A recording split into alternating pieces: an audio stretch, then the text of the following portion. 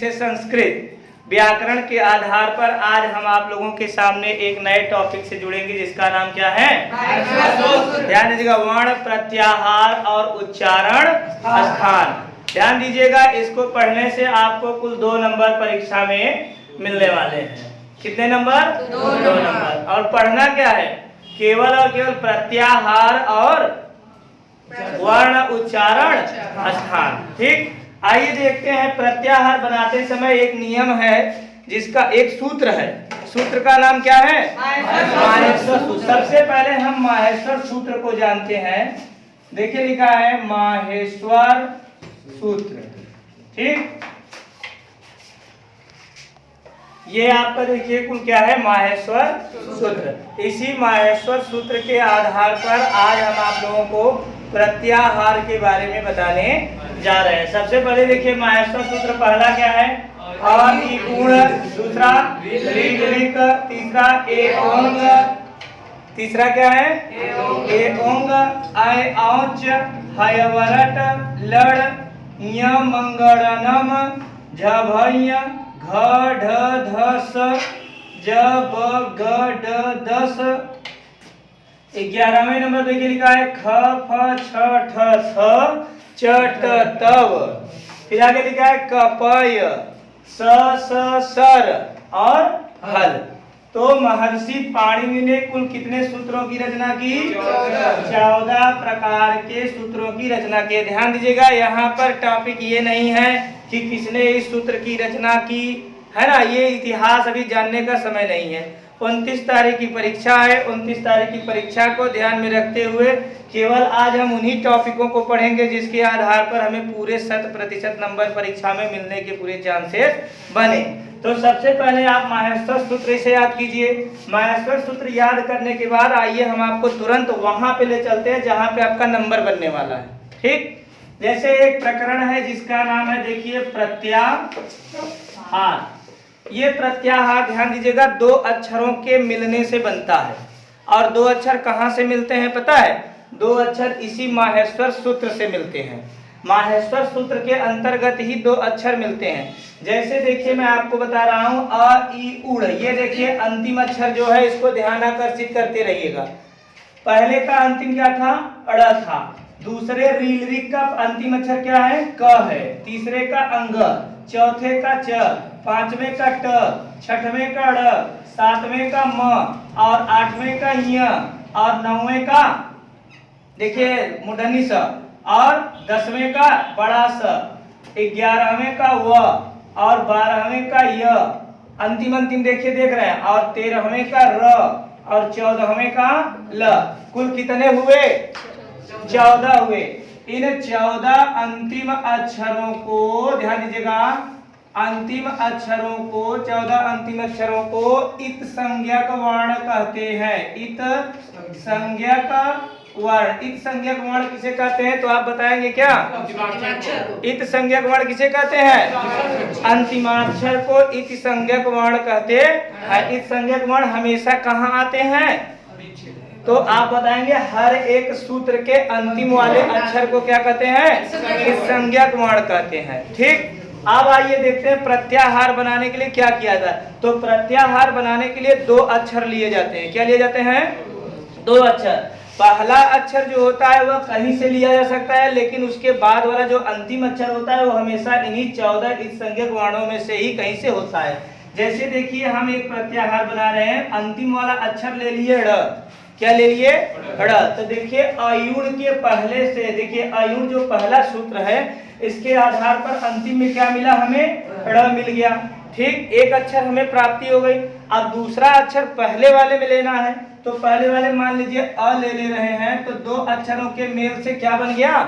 प्रत्याहार बन गया। प्रत्याहार हमेशा 2 अक्षरों से मिल करके बना। परीक्षा में ध्यान दीजिएगा प्रश्न क्या आएगा। परीक्षा में सबसे पहले ध्यान दीजिएगा, अगर आप लोगों को 29 तारीख के पेपर में इसे हल करके 2 नंबर प्राप्त करना है तो सबसे पहले ये सूत्र आप तैयार कर लीजिए। इस सूत्र को बिना याद किए आपका काम चलने वाला नहीं है। ये सूत्र याद करने के पश्चात तुरंत आप इस पे आ जाइए। प्रत्याहार अपने आप समझ में आने लगेगा। ये देखिए जो प्रत्याहार है 2 अक्षरों से मिलकर के बना होता है। पहला अक्षर सूत्र के किसी भी अक्षर को ले लेंगे, ठीक, केवल अंतिम को छोड़ करके। और जो दूसरा अक्षर वो होता है वो हमेशा अंतिम वाला ही होता है। अब ये दो अक्षरों को मिला करके क्या बना लिया गया? प्रत्याहार। क्या बना लिया? प्रत्याहार। अब परीक्षा में पूछा जाएगा, ध्यान दीजिएगा, कि अड़ प्रत्याहार के अंतर्गत आने वाले कौन कौन से वर्ण हैं। वर्ण मतलब अक्षर। तो देखिए अण, ये देखिए अ हो गया और ये हो गया ड़। अ और अड़ के बीच के कितने अक्षर हैं, बस इसी को लिखना है। तो देखिए अ है, ई है, उ है और अड़ है, इतने ही अक्षर हैं अड़ प्रत्याहार के। देखिए अब देखिए प्रत्याहार का मतलब अगर हम लोग जानकारी रखें तो केवल और केवल यही जान लें कि अड़ प्रत्याहार मतलब होता है शॉर्टकट। शॉर्टकट का मतलब होता है इतना जितना है अक्षर इन्हीं को जोड़, इतने मिला दिए और इसके पूछे इसके अंतर्गत कितने अक्षर आते हैं तो इसको देखेंगे इतना अक्षर आता है। ठीक है, तो कहा गया अड़ प्रत्याहार के अंतर्गत आने वाले, तो अ लिखे अड़ लिखे, ये दोनों क्या बन गया? प्रत्याहार। इसके आधार पे पूछे कितने अक्षर आते हैं तो हम देखे अ भी आता है, ई भी आता है, उ भी आता है और अड़ भी आता है, तो हमने चारों लिख लिया। देखिए अब यहाँ पर महर्षि पाणिनि का नाम आता है जो इस माहेश्वर सूत्र की रचना किए थे। भगवान शिव शंकर के डमरू बजाने के पश्चात जो उससे सूत्र निकले थे उन सूत्रों को समेटा किसने था? महर्षि पाणिनि ने। तो महर्षि पाणिनि ने एक नियम बताया था, ध्यान दीजिएगा, कि जब हम प्रत्याहार का वर्ण बनाने लगेंगे तो यहाँ पे सभी को लिखते जाएंगे, लेकिन जो अंतिम अक्षर आते हैं उनको हम क्या करेंगे? नहीं लिखेंगे। तो अड़ प्रत्याहार के अंतर्गत आने वाले वर्ण कुल कितने हुए? अ, ई, उ।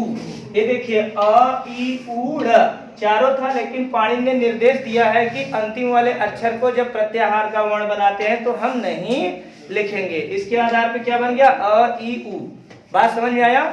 अब देखिए एक और बता दे रहे हैं, बहुत ही सरल है प्रत्याहार बनाना, कोई भी गलती नहीं होनी चाहिए। अब जैसे देखिए दे दिया गया क्या? दूसरा रीलरिक। अब कह देगा कि अ से लेकर के क तक के वर्णों को लिखिए, तो पूरा नहीं ऐसे नहीं पूछेगा कि अ से लेकर के क तक के वर्णों को पूछिए, ऐसे पूछ देगा अ और क दोनों लिख। अब जैसे देखिए यहाँ पे लिखा गया अ, तो कहने का मतलब यह है कि अगर कह दिया अ से लेकर के क तक के वर्णों को लिख करके दिखाइए तो इतना नहीं पूछेगा, इतना लंबा, केवल कह देगा अ और क। ये देखिए अ और क लिखे, कहेगा कि अक प्रत्याहार के अंतर्गत आने वाले वर्ण लिखिए। तो अक, अब जहां से पूछा रहेगा वहां से हम लिखना प्रारंभ करेंगे, जहां तक पूछा रहेगा वहां तक जाएंगे। ठीक है, तो माहेश्वर सूत्र तो हमें याद रहना चाहिए, तभी ना होगा। अब यहाँ पे लिख करके तो लेके जाएंगे नहीं, तो माहेश्वर सूत्र हमें अपने दिमाग में लिखे रहना है। तो अब देखिए अक प्रत्याहार के अंदर तो हम याद करेंगे अ, ई, उड़, रील, री, क आ गया, और अ पहले ही पूछा था, तो इसके अंतर्गत आने वाले वर्णों को लिखेंगे। तो यहाँ देखिए लिखा है अ, कामा दे करके लिखेंगे ई, उ। अब देखिए अ, ई, उ हो गया, लेकिन पाणिनि ने निर्देश दिया था कि अंतिम अक्षर को हम नहीं लिखेंगे, तो यहाँ पे अंतिम अक्षर नहीं लिखे। अब उसके बाद हमें जाना कहाँ तक है? हमें जाना है क तक। समझ में आ रहा है ना? हमें क तक जाना है, तो इसके अंतर्गत आने वाले वर्णों को भी हम लिखते चलेंगे री, री, लेकिन अंतिम वाले क को हम नहीं लिखेंगे। अब देखिए बन गया आपका क्या? अक प्रत्याहार के अंतर्गत आने वाले कौन कौन से वर्ण होते हैं, तो आप बताएंगे अ, ई, उ, री, ली। इतना ही लिखेंगे, आपका जांच करके आपको 1 नंबर आराम से दे दिया जाएगा। अब सरल हुआ कि नहीं? अब आइए एक और जान लेते हैं। देखिए लिखा है क्या? अ, च। अब ऐसे पूछेगा अच प्रत्याहार के अंतर्गत आने वाले वर्ण लिखे, तो आपको याद होना चाहिए अ, ई, उड़, रील, रिक, ए, उंग, आए, आओ, च। मिला च। तो अब देखिए पहले नंबर में हमें अ मिल गया था और चौथे नंबर में हमें क्या मिला था? च। अब इसी के अंतर्गत आने वाले जितने भी अक्षर हैं यहाँ पे हम कोट कर देंगे। तो देखिए इसमें 3 है, अ, ई, उ, अ, ई, उ हो गया ना। अब देखिए उसके बाद दूसरे में भी री, री, लेकिन क नहीं लिखेंगे, और हमें जाना कहाँ तक है? च तक है। तो आइए देखिए आगे लिखते हैं क्या? ए, ओ, लेकिन अंगा नहीं लिखना है। फिर आए और आओ, लेकिन च नहीं लिखना है। तो अच प्रत्याहार के अंतर्गत आने वाले वर्णों को हमने यहाँ पे लिखा। आशा है समझ में आ रहा होगा। आ रहा है नहीं। अब इसी में एक और पूछ दिया, मान लीजिए कह दिया कि इड़ प्रत्याहार के अंतर्गत, कभी कभी बीच से पूछ लेता है, तो जहां से याद रखिएगा नियम, जहां से पूछा है हम वहीं से लिखेंगे। तो कहां से पूछा है? ई से पूछा है। तो देखिए अ के बाद ई आया और जाना कहां तक है? हमें ड़ तक जाना है, तो ई उ लिखेंगे लेकिन ड़ नहीं, और स्टॉप बन गया वहीं क्योंकि ड़ आ गया था। तो इड़ प्रत्याहार के अंतर्गत आने वाले वर्ण का नाम ई और उ।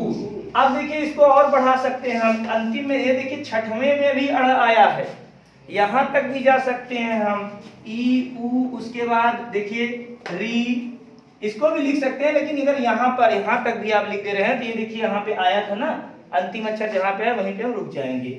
यहाँ पे भी सरल होगा। सरल लग रहा है नहीं लग रहा है? yes, अब देखिए आगे और बताते हैं, बहुत ही सरल है प्रत्याहार का वर्ण बनाना, और तुरंत बनाइए, तुरंत 1 नंबर पाइए। अगला देखिए लिखा है, जैसे पूछ दिया क्या, जस प्रत्याहार के अंतर्गत आने वाले वर्ण बताइए। तो आप खोजिए या कहीं कहीं रफ लिख दीजिएगा, रफ कॉपी पीछे वाले पेज पे, वहीं पे आप पहले माहेश्वर सूत्र लिख लेना। माहेश्वर सूत्र लिखने के बाद ये जस खोजना कहाँ है, तो अयुड़ रीलरिक एवं अय छयवरट लड़ यमंगड़नम जवय गड़द जब गड़द। 10वें नंबर पे देखिए हमें ये ज मिल गया, 10वें नंबर पे आकर के देखेंगे ये देखिए ज मिला, और हमें जाना कहाँ तक है, तो कहेगा बड़ा स तक। तो जब गड़दस में ही बड़ा स मिल गया, यहीं से लिखना है हमें। अब इसी के अंतर्गत लिख देंगे, देखिए ज ब ग ड द, लेकिन वादे के मुताबिक हमें अंतिम अक्षर को नहीं लिखना। अब देखिए ये व्यंजन है, ये क्या है? व्यंजन है, तो आप यहाँ पे क्या लगा देंगे? हलंत लगा देंगे। ये आपका जस प्रत्याहार के अंतर्गत आने वाले वर्ण बन गए। ऐसा है, समझ में आ रहा होगा। अब अगला देखिए पूछ देगा, जैसे खर, खर प्रत्याहार के अंतर्गत आने वाले वर्ण लिखिए। अब क्या लिखेंगे? फिर हम माहेश्वर सूत्र में जाएंगे, खोजेंगे। 11वें नंबर पे देखिए ख मिल गया है, मिला कि नहीं मिला? और र खोजिए कहाँ है? अंतिम, जो प्रत्याहार का अंतिम अक्षर होता है वो 14 सूत्रों के अंतिम में मिलता है, इसमें ज्यादा खोजने की बात नहीं है। तो देखिए यहाँ पे 13वें के अंतिम में क्या मिल गया? र। अब ख फ छ ठ थ चढ़ता कपय ससर हल, ये सब लिख लेंगे। देखिए ख फ छ ठ थ च ट त क प स स। अब देखिए इसके अंतर्गत हमने इसका अंतिम नहीं लिखा, इसका अंतिम नहीं लिखा, इसका अंतिम, यहाँ तक जाना था, हो गया। अब ये सब व्यंजन है, यहाँ पे आराम से इसको हलंत कर लीजिए, क्योंकि व्यंजन जो होते हैं वे आधे होते हैं, उनमें स्वरों का समावेश नहीं होता है। आशा है ये आप लोगों को समझ में आ गया होगा। अब आइए, ये आपका देखिए 1 नंबर का क्लियर हो गया। अब आइए 1 नंबर के प्रश्न को और बताते हैं जो इसी में छिपा हुआ है। देखिए ध्यान से, अब परीक्षा के अकॉर्डिंग ध्यान देते हैं, अधिक से अधिक न बता करके 2-3 केवल सूत्र बताएंगे, इसी के आधार पर आपका क्लियर हो जाएगा।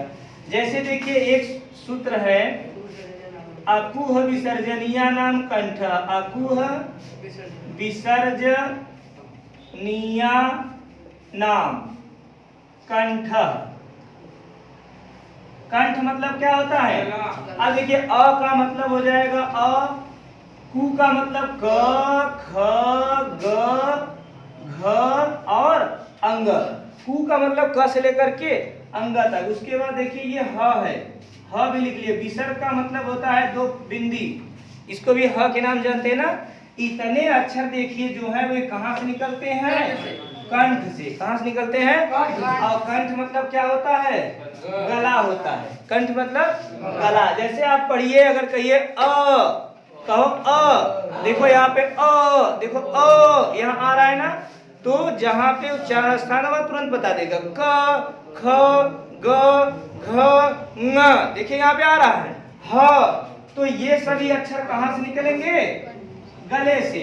आप क ख ग घ अंग ह विसर्ग गले से निकलता है, ऐसे याद मत करो, आप ये सूत्र में रट लो। अकुह विसर्जनीया नाम कंठ का अर्थ हो जाएगा कंठ, अर्थात अ मतलब अ, कु मतलब क ख ग घ अंग पांचों, और उसके बाद ह तथा विसर्ग, ये सभी अक्षर कहाँ से निकले? कंठ से निकले। क्लियर हुआ कि नहीं? दूसरा ये देखिए लिखा है इचुय, ईचुय सानाम ताल। क्या लिखा है? ईचुय सानाम ताल। ई का मतलब आप जानते ही हैं, ई, और ई मतलब छोटी ई नहीं, छोटी ई बड़ी ई दोनों, ई हो गया। और चू का मतलब च, छ, ज, झ, इय, और ये देखो य, और ये बड़ा स। ये सब कहां से निकला? ताल। तालु कहाँ होता है? जीभ के ऊपर। अब अगर आप कहेंगे, देखिए च, कहो च, जब च कह रहे हैं तो देखिए जीभ जो है वो ऊपर चली जा रही है, ऊपर वाले छत को टच कर रही है। देखिए च, छ, ज, झ, ये सब ऊपर है, तो इसे तालु कहते हैं। अब आप इतना मत याद कीजिए ई, च, छ, ज, झ, इय, य बड़ा सा तालु से निकलता है, ऐसे मत याद करिए। सीधा कह दीजिए इचु ऐसा नाम ताल। ई, च, छ, ज, झ, इय, य और बड़ा सा कहां से निकला? तालु से। तीसरा और केवल अंतिम मैं बता रहा हूं, और बहुत से हैं लेकिन वो सब मत याद कीजिए। 2-3 ठो पकड़े रहिए, आपका पूरा का पूरा आ जाएगा परीक्षा में। केवल परीक्षा के दृष्टिकोण से उतना ही पढ़िए, अब जितना परीक्षा में आ जाए। तो तीसरा और अंतिम मैं देखिए आपको बता रहा हूं। जैसे हो गया क्या? ऋटुर साणाम मूर्धा। ऋटुर साणाम मूर्धा। ये मूर्धा क्या होता है जानते हैं?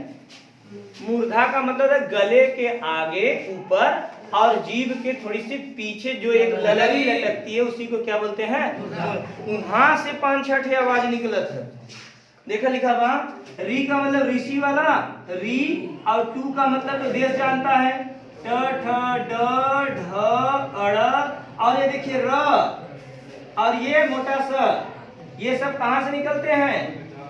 बोलो भैया। कहां से? ट। अब देखो कहो ट, ट। जब हम कह रहे हैं बोलो, जब हम कहेंगे ट तो देखो जीभ जो है पलट जाती है, पलट जाती है। इसका मतलब यह है ये जीभ जा करके ललरिया को छूना चाहती है, लेकिन अब कुत्ता वाली जीभ दबा नहीं, गप से बोली है, लेकिन वो जाने का क्या कर रहा है? कोशिश कर रहा है। तो देखिए री, ट, ठ, ड, ढ, ड़, र और खटकोर वाला सा, ये सब कहां से निकले?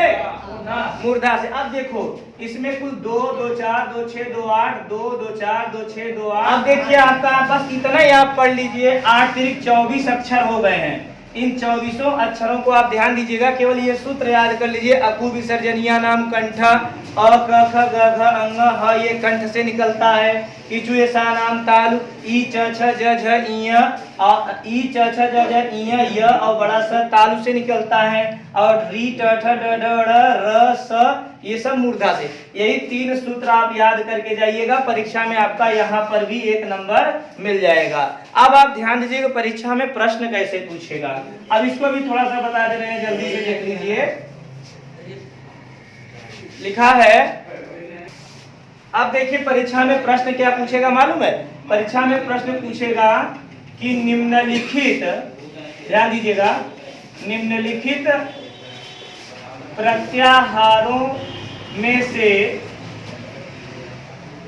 किसी एक का